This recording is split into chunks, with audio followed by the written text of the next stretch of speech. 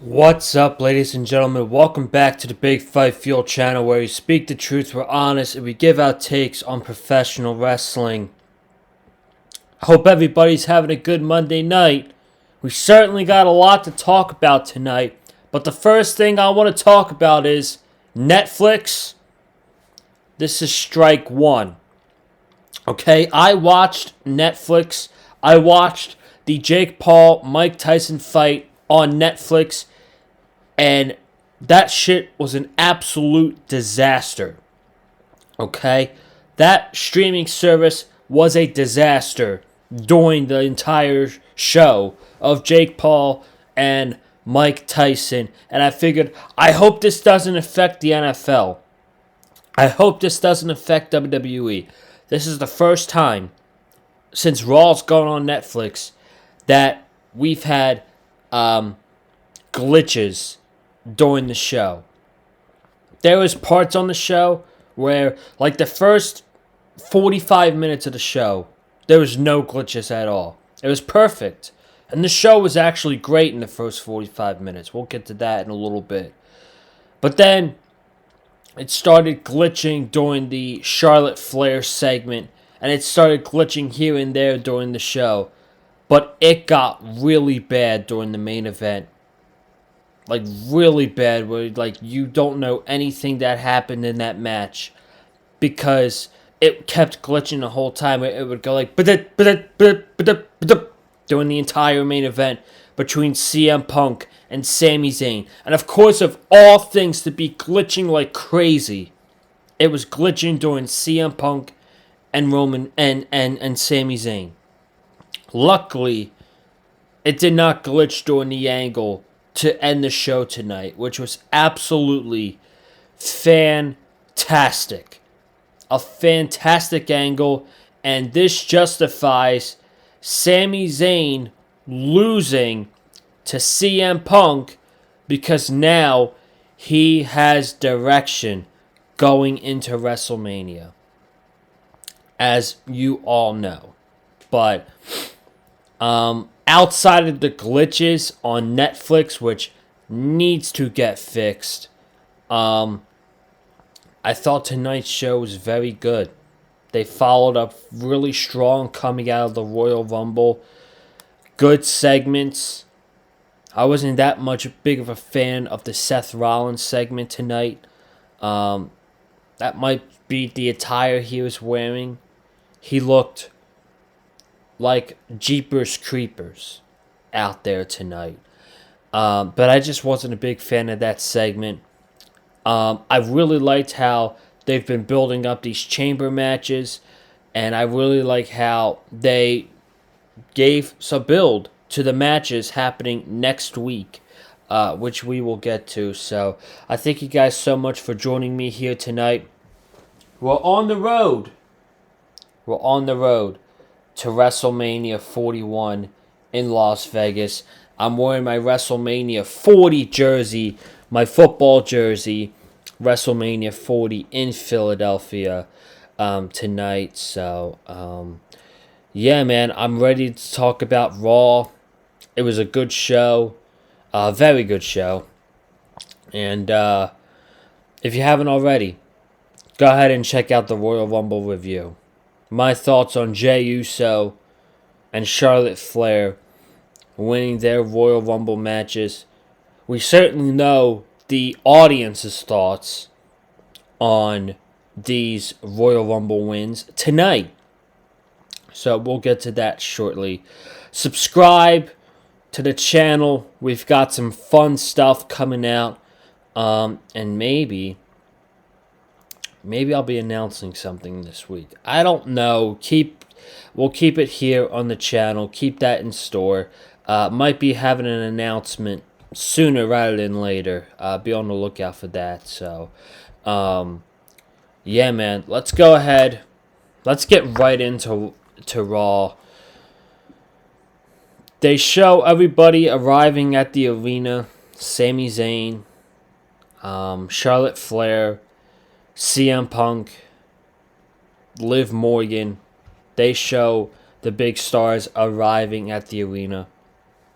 They play a recap of the Royal Rumble from this past weekend. Jey Uso is in the crowd, repping a new Yeet shirt. He wasn't wearing the Royal Rumble winner shirt that was gifted to him by his brother Jimmy. He came through the crowd tonight in Cleveland. And Cleveland, you know how they say the song Cleveland Rocks? Cleveland rocks. Cleveland was rocking for main event Jey Uso for like 10 minutes. They were going absolutely insane for him during the entrance. The hand motions up and down, singing his song. And the promo stopped, and they started chanting, "One more time, one more time." And they played his song one more time. And the crowd was going insane for him. It was legitimately awesome to watch. So now he finally talks. He said, "I appreciate that." And he goes to start doing his whole spiel on this weekend and winning the Rumble. And during his promo, he gets choked up. He gets very emotional. He says, "I worked hard. I worked hard to get to the spot where I am today. And I wouldn't have done it without any of y'all in the WWE Universe. The crowd is chanting, 'You deserve it, you deserve it.'" This man who literally has tears running down his eyes during this promo. And this is another reason why I'm a fan of Jey Uso winning the Royal Rumble. You can clearly tell how much this means to him. This would have meant more to Jey Uso than it would have meant to somebody like John Cena or Roman Reigns or Seth Rollins. So this, you could tell how much this truly means to Jey Uso that he won the Royal Rumble match. He said, "We worked hard to get to this spot. Tag team wrestler, all the doubters, and I'm now the 2025 Royal Rumble winner, and I'm going on to main event WrestleMania." And he says, "And it's just me, Oos." And after that, out comes Gunther. Gunther interrupts Jey Uso to loud boos. He said, "Normally, I would have to come out here and congratulate you, but I'm not going to congratulate you for anything. I'm actually disappointed in you, Jey." And it's because he says he's disappointed in him because wrestling Jey Uso again does nothing for Gunther. He says when he won the World Heavyweight Championship at SummerSlam, it was the start of his own legacy. And he says, "I've already beaten you, Jey. I've beaten you. I've beaten Damian Priest. I've beaten Sami Zayn. And I've beaten Finn Balor." And he says, "I gain nothing from beating you again." He says, "Beating somebody like John Cena or CM Punk or Seth Rollins, that adds more to my legacy. Beating you again at WrestleMania does not add to my legacy." And he says,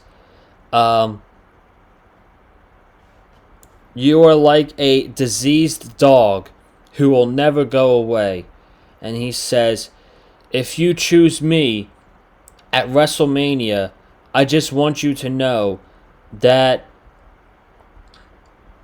here on out, every week is going to be hell for you.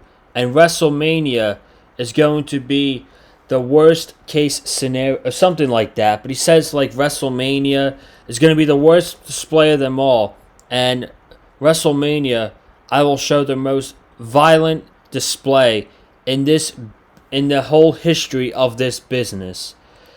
And he's basically threatening Jay that if he picks Gunther for WrestleMania, that he's going to put Jey Uso through hell between now and WrestleMania. And WrestleMania is going to be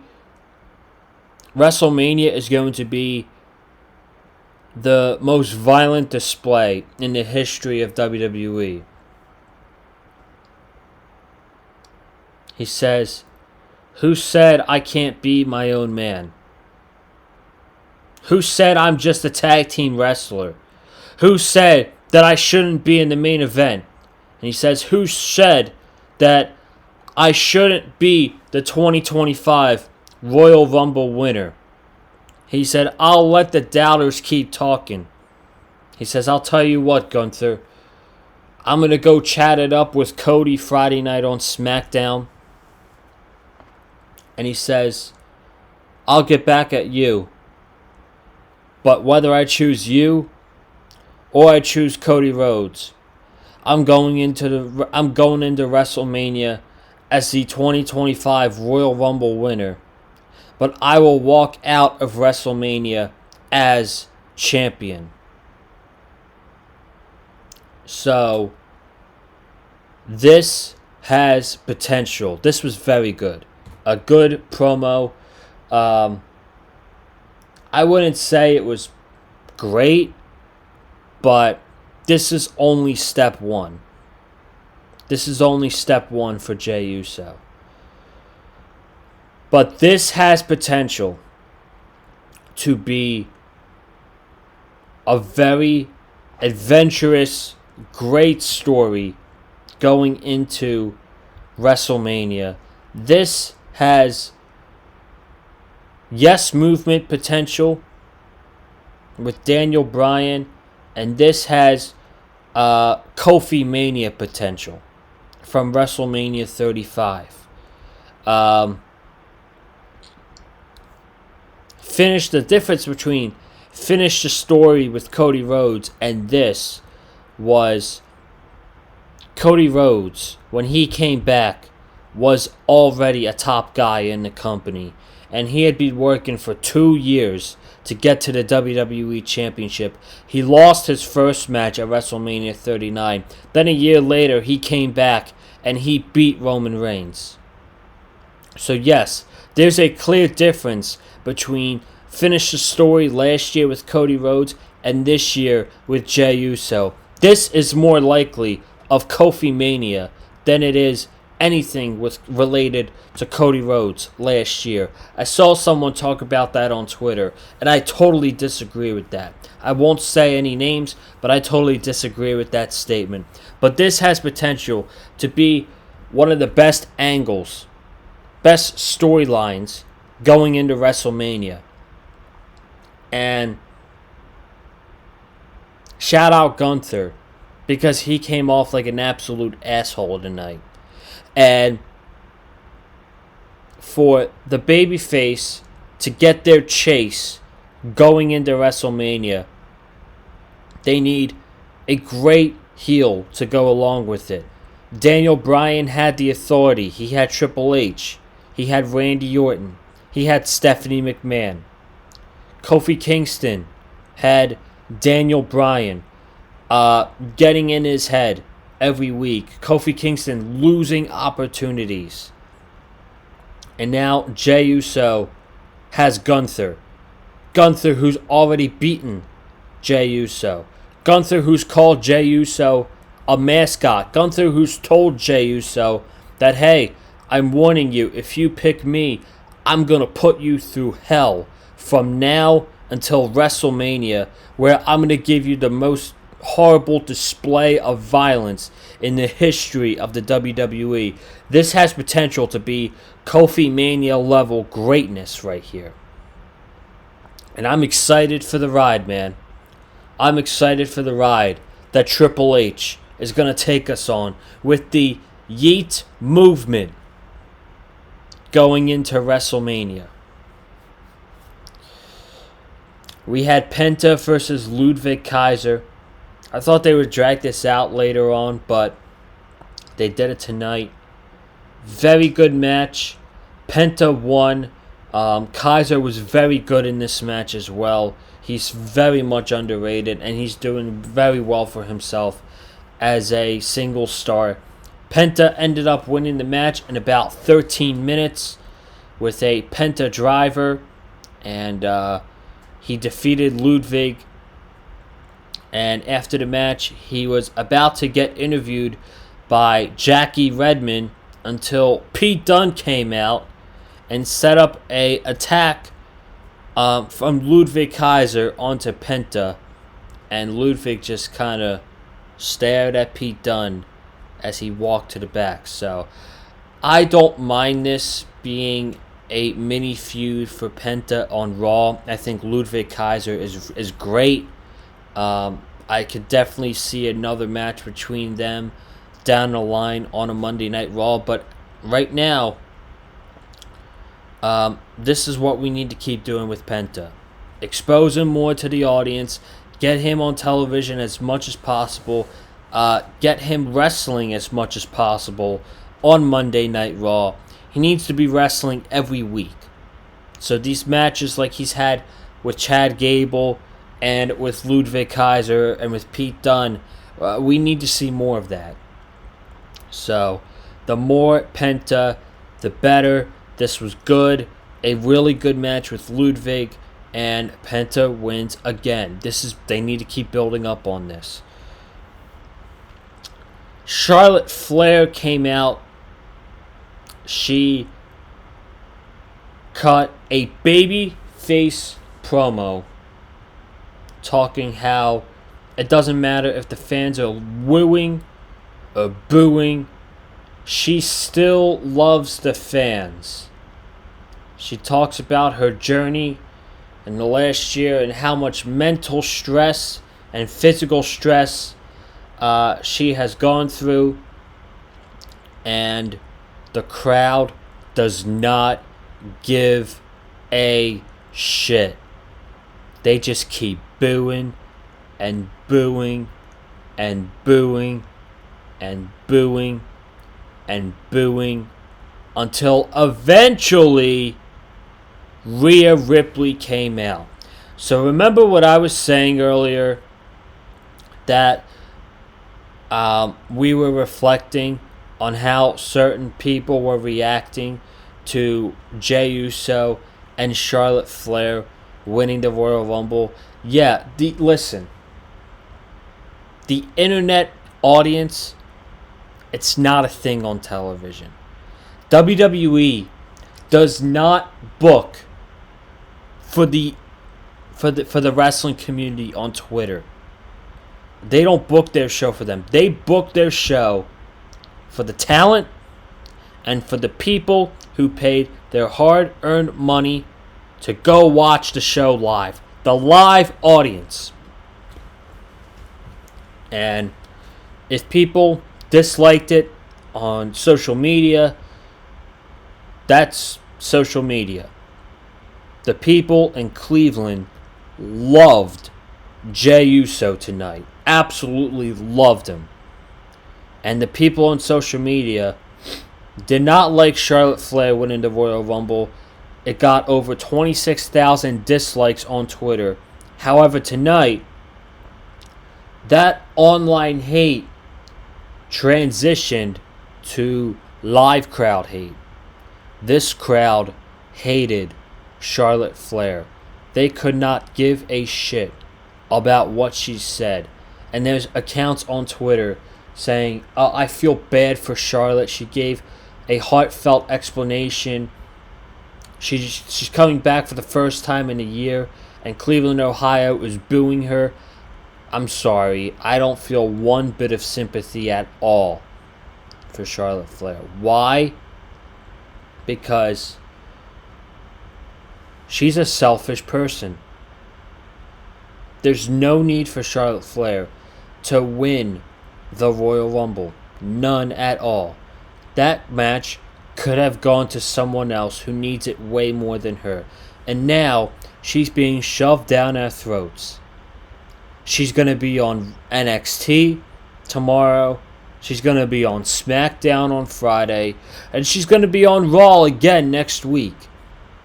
So, we will get 5 consecutive shows of Charlotte Flair. If you're not sick of her already, you're going to get sick of her very quickly. She calls Rhea Ripley a kid after Rhea talked about their recent WrestleMania matches and how they are 1-1, and she says, the first time I lost to you though, I was just a kid. And Charlotte is like, she talks about who's going to inspire her. She says she's going to go to NXT tomorrow night to see how Julia inspires her. She's going to go to SmackDown on Friday to see how Tiffany inspires her. And she's going to go back to Raw on Monday to face off with Rhea Ripley. And she says that she will see her next week, kid. And Rhea says, she holds her back and she's like, the fact that you called me kid shows me that you don't have the same respect for me that I have for you. And she says, so I hope you pick me at WrestleMania so I can beat that respect into you. I don't know, man. I did not like this segment. I did not. Charlotte cutting a babyface promo was going to be a failure from the start, and she's on every show. We know she's not going to pick Julia for WrestleMania, so why is she on NXT? I don't understand that. She's on there to pop a rating, but it's too much. She's just came back, and I'm just sick of her already. Rey Mysterio and Dragon Lee against The New Day.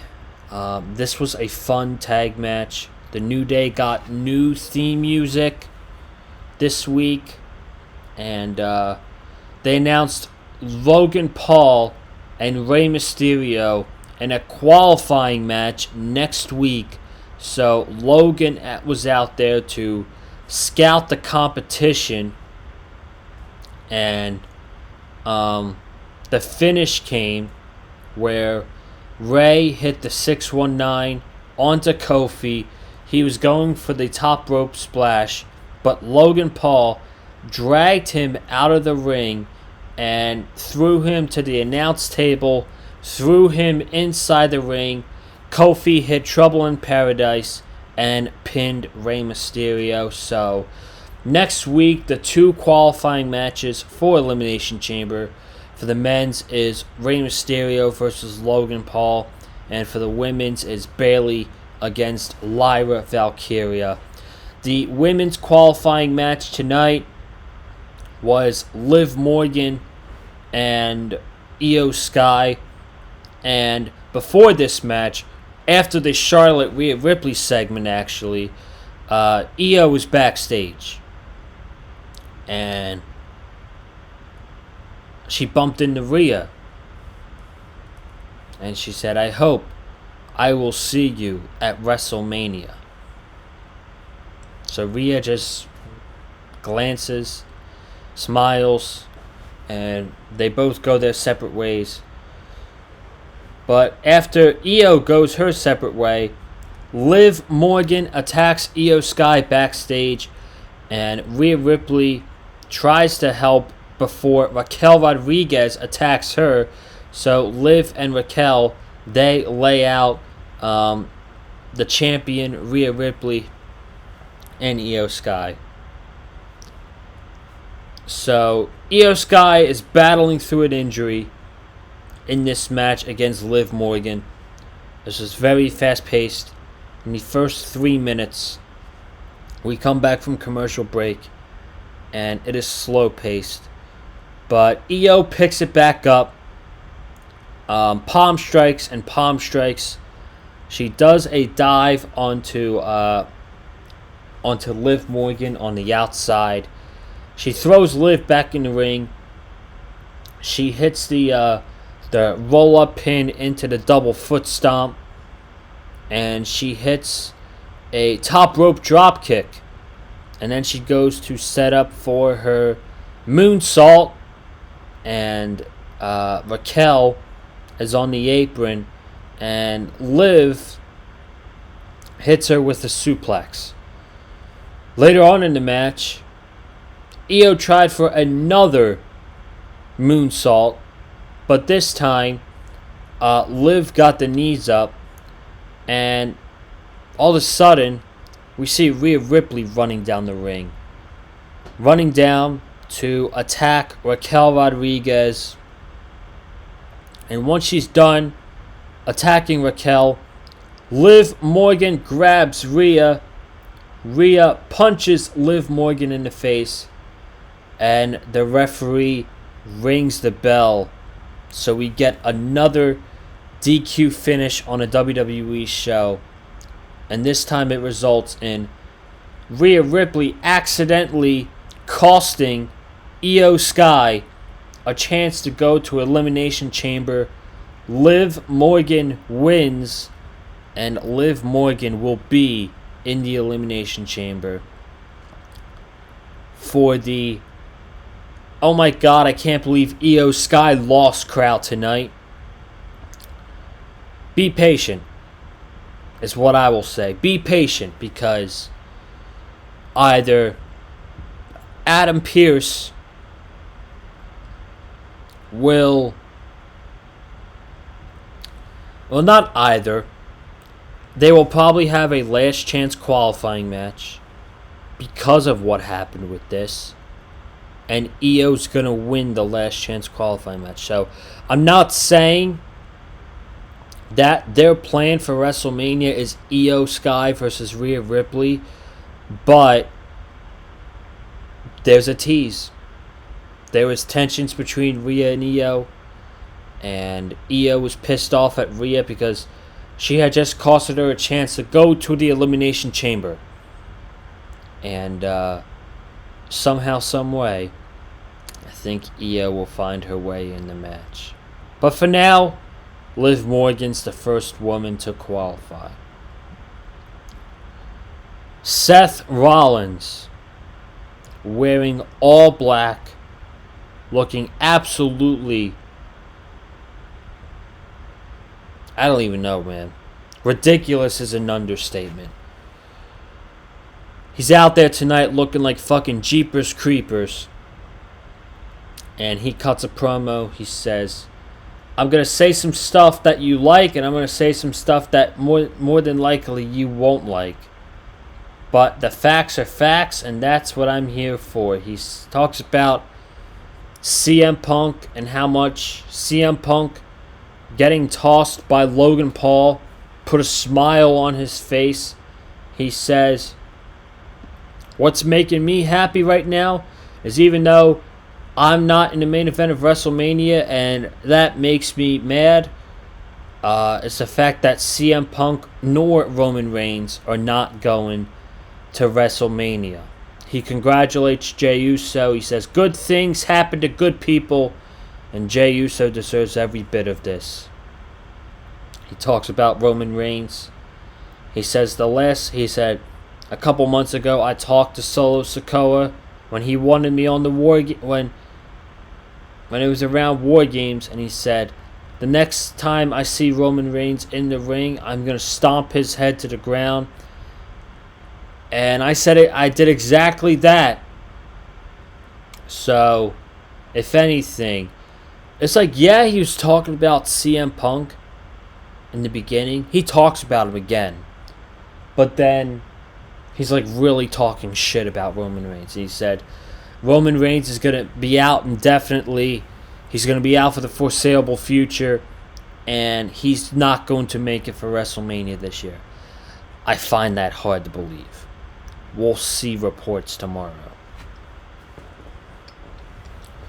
So then he says, tonight, it's a very important night because one man is contending to qualify for the Elimination Chamber, and I need to talk to him. Sami Zayn, come on out. And he's basically giving Sami Zayn this big rah-rah speech right before he faces CM Punk. He says he's like, you need to face CM Punk tonight. You need to beat CM Punk tonight. And then me and you, we can go on to battle in the Elimination Chamber once I beat Finn Balor. And he gives Sami this whole rah-rah before the main event. I don't know, man. I just didn't like this segment that much. I don't know if it was the outfit that Rollins was wearing that was like out of this world, embarrassing, but there's just something that was off about this segment. I felt it was something was off with the crowd as well. I feel like we didn't need that Sami Zayn part with him giving Sami the rah-rah speech. I thought that was very cringy. Main event, Sami Zayn versus CM Punk. This match was ruined by glitches and more glitches, but the ending came where Punk was going for the go to sleep, and he went for it. Sami went for a small package, and Punk barely kicked out at 2. And when I mean he barely kicked out, he barely kicked out. Sami is looking for the haluva kick, and Punk ducks, and he tries to hit another go to sleep, but Sami hits the exploder suplex. Sami's now setting up for the haluva kick. Punk hits go to sleep, and out goes Sami Zayn. CM Punk's going to the Elimination Chamber. He's going to be in the match with John Cena. And if I had to guess other competitors in that match, we're looking at John Cena, CM Punk, Logan Paul, and Seth Rollins. That's just my prediction right now. Right now. And then after the match, this was the highlight of the night for me. CM Punk sees Sami sitting there, and he goes to shake his hand. And Sami shakes his hand, and as Punk leaves, who comes up and attacks Sami Zayn but Kevin Owens? He shoves Sami Zayn into CM Punk. He is punching Sami Zayn. He kicks Sami Zayn in the top of the head. And while all this is going on, he's wearing a shirt that says Sami Zayn Forever. And he hits Sami Zayn with a devastating package piledriver. And there is a little bit of more oomph in that package piledriver. And that's the way Raw went off the air. I told you, Kevin Owens is a man possessed right now. I told you Saturday night during the Royal Rumble review. We didn't get an explanation yet, but we probably will soon. He is blaming Sami for not winning at the Royal Rumble because instead of going to get Cody and prevent him from grabbing the titles, he was there to check on Kevin after the Alabama Slam. And by the way, Kevin had blood marks on his eye. He was selling the Alabama Slam big time. And this was excellent. An excellent angle to end off Raw. Sami Zayn is probably written off TV for a little bit. I expect to see him soon. But when he comes back, Kevin Owens is gonna have to pay the price, because Sami was there for him, and Kevin Owens is just delusional. So that's our Raw review tonight. Good show, despite the glitches on Netflix. Hopefully they get that fixed next week. But I'm getting out of here. I will see you guys in the next video. Subscribe to the channel and all the other good stuff. I'll see you Wednesday for AEW Dynamite. It's Cameron Johnson. Have a good night. Stay safe, and as always, stay classy, and I'm out. Peace!